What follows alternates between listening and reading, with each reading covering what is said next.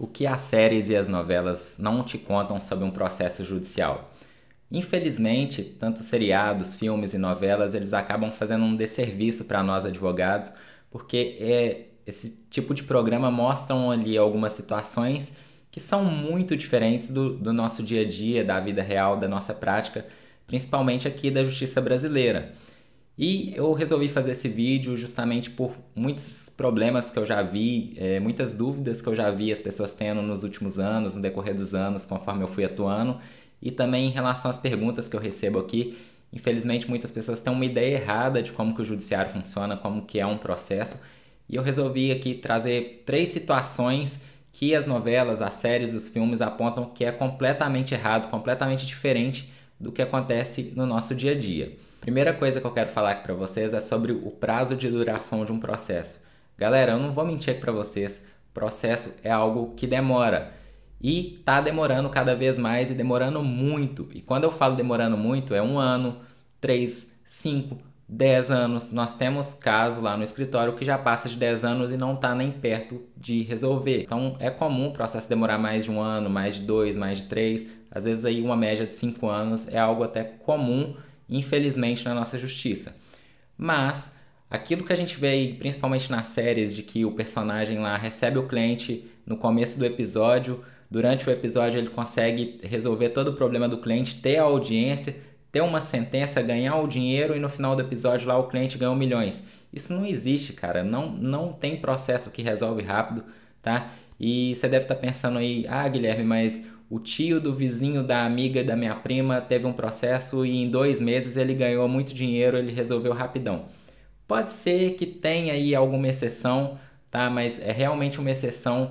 Vai depender do tipo de processo que você tem, o tipo de discussão que está sendo feita ali. Se a outra parte é tranquila, às vezes a outra parte vê o processo, vê que está errado e resolve fazer um acordo, aí acaba mais rápido.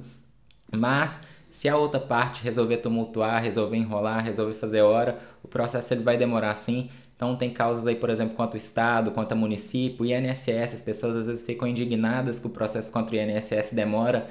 Galera, o governo ele não quer pagar nada para ninguém, ele quer arrecadar, mas ele vai fazer de tudo para não pagar nada para ninguém. Então, infelizmente, é demorado sim, não vai resolver de uma hora para outra. O segundo ponto que eu quero chamar a atenção para você são as causas milionárias.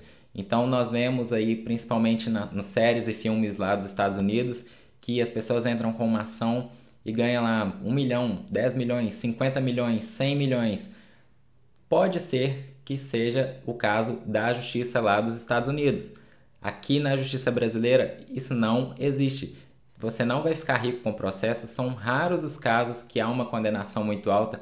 São casos aí, por exemplo, de acidente do trabalho, alguma coisa muito bruta assim para ter uma condenação muito alta na justiça, tá? A nossa legislação, as nossas leis, elas vedam que as pessoas se enriqueçam ilicitamente. Então os juízes, eles utilizam esse argumento do enriquecimento ilícito para não dar a condenação muito alta. E aí eu não vou entrar aqui no mérito se é certo, se isso é errado, mas é certo que as nossas condenações, de um modo geral, elas não são muito altas. Então, assim, eu já tive alguns contratempos no escritório de um possível cliente me procurar e falar que aquela situação ali que ele sofreu, que ele queria uma indenização de 50 mil reais. E só de bater o olho naquilo ali, eu já sabia que ele não ganharia 50 mil reais, era impossível. Eu já sabia, inclusive já tinha atuado em outras ações daquele tipo, que as condenações giravam em torno de 3 mil, 4 mil, 5 mil. E quando eu falei para esse possível cliente que ele não ganharia aquilo, ele simplesmente ficou com raiva e foi embora, procurou outro advogado. E depois de um tempo eu descobri que ele tinha ganhado 3 mil. Então, assim, não passou nem perto do que ele queria e ficou naquela média que eu falei que ele ia ganhar. E assim, não é porque eu sou vidente, cara, é porque eu vejo os processos, eu acompanho as decisões judiciais, eu atuo naquela determinada área, né? Atuo lá em 10, 20, 50 processos iguais. Eu sei como que os juízes pensam em relação àquele determinado assunto e já consigo ver qual que vai ser a média da condenação.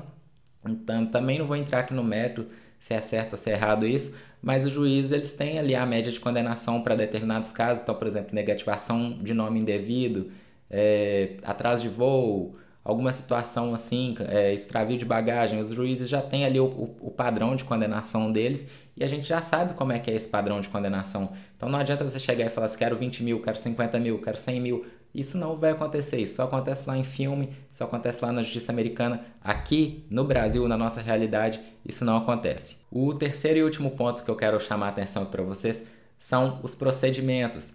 Aqui não existe aquelas surpresas que a gente vê em filme do personagem chegar lá no último segundo antes do juiz dar a sentença e falar: ô juiz, olha só, eu tenho aqui as provas na minha mão e vão te influenciar na sua decisão aí. O juiz olha e fala: poxa, você está certo mesmo, você ganhou.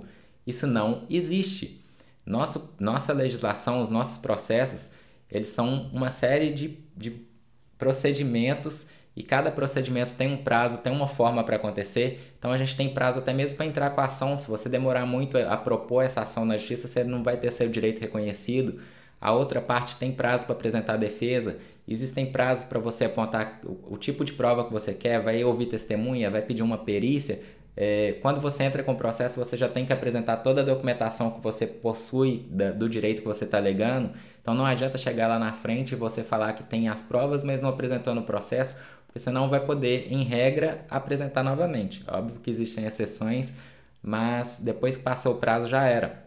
Eu tive, só um exemplo aqui para vocês entenderem, eu tive um caso aqui no escritório que o cliente estava tentando reconhecer o vínculo de emprego dele. E ele me bateu o pé, jurou de tudo que é maneira que não tinha nenhum documento comprovando esse vínculo de emprego, mas que tinha inúmeras testemunhas, que o povo que trabalhou com ele era parceiro, era todo mundo colega, todo mundo estava na mesma situação e ia testemunhar. Falei, beleza. Chegou no dia da audiência, ninguém quis testemunhar, ninguém apareceu, todo mundo tirou dele da reta. Deixou meu cliente, né, sem auxílio nenhum. E a nossa sorte é que a empresa reconheceu o vínculo de emprego na defesa, então a própria empresa reconheceu que ele trabalhou lá. E aí o processo seguiu para o juiz dar a sentença, para o juiz decidir o caso. Aí eu conversei com esse meu cliente e falei, olha, nós não apresentamos nenhuma prova, as testemunhas não quiseram, ninguém quis depor a seu favor, né? Agora a gente vai ver o que o juiz vai entender disso aí. A sorte é que a empresa reconheceu. Meu cliente virou para mim e falou assim, mas também não tinha como eles negarem que eu trabalhei lá, eu tenho até foto trabalhando dentro da empresa. Eu olhei e falei, poxa, como assim você tem foto trabalhando dentro da empresa e não me mandou nada? Ele falou assim, doutor, eu esqueci, mas eu vou te mandar aí. Eu falei, cara, agora não adianta, o processo já tá na mesa lá do juiz para ele decidir, eu não posso simplesmente chegar lá com uma foto agora que vai mudar tudo o que foi discutido ali no processo, influencia até na defesa que a empresa apresentou. Eu não posso, já passou o prazo. E olha que o processo trabalhista costuma até ser flexível, não é a mesma coisa igual relação de consumo ou outros processos da área civil ou criminal. Mas assim, em regra, você tem que seguir aqueles procedimentos, tem que seguir os prazos que estão na lei. Não é essa avacalhação de fazer a hora que você quiser ou do jeito que você quiser.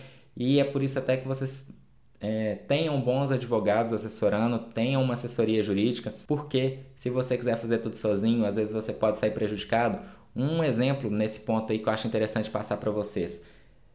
Determinadas audiências no juizado especial, especialmente audiências de conciliação, muitas vezes elas nem são com juízes, é só um funcionário do tribunal, às vezes um estagiário que conduz aquela audiência. Então o juiz ele nem ouve as partes, o processo só segue para ele depois lá na mesinha dele, ele vai ler aquilo lá, vai correr o olho, vai olhar as provas e vai julgar, vai sentenciar. Se você não tem uma boa assessoria jurídica lá para redigir a petição, para escrever corretamente o que você está pedindo, para juntar as provas que você precisa para comprovar o seu direito, você pode ser prejudicado nisso aí. Eu já vi casos da pessoa entrar com o processo sozinha, eu estava representando uma empresa, essa pessoa obviamente não quis contratar advogado, e chegou no dia da audiência e ficou assim, como assim o juiz não vai vir aqui me ouvir, o juiz não vai ver o que eu tenho para falar? E aí o conciliador, que era um estagiário lá do tribunal, só falou, não, ele vai ler tudo que você contou lá no dia e vai decidir. Essa pessoa pode acabar sendo prejudicada lá na sentença porque não teve uma assessoria jurídica.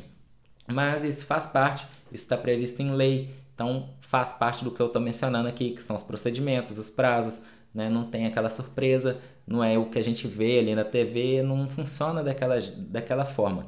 E aí, por isso que é importante, né? Esses são os 3 pontos que eu queria passar para vocês, mas dentro desses 3 pontos eu quero ressaltar aqui mais uma vez o que eu já estou falando em inúmeros vídeos, e eu creio que todo vídeo que eu fizer eu vou ter que falar isso. Tenham uma assessoria jurídica, não interessa se você é pessoa física, se você é empresa, se é processo trabalhista, do consumo, civil, divórcio, inventário, criminal, se você está preso, não interessa. tenha uma assessoria jurídica, pesquise um bom advogado que entenda daquele assunto, que atue naquela área. Eu já tenho vários vídeos aqui no canal falando sobre como escolher um advogado, como contratar advogado, o que você deve analisar, mas tenha uma boa assessoria jurídica para que você não tenha o seu direito prejudicado. E é isso. Se aí você gostou desse vídeo, se ele foi útil, se inscreve aqui no canal, curte e compartilha. Até o próximo.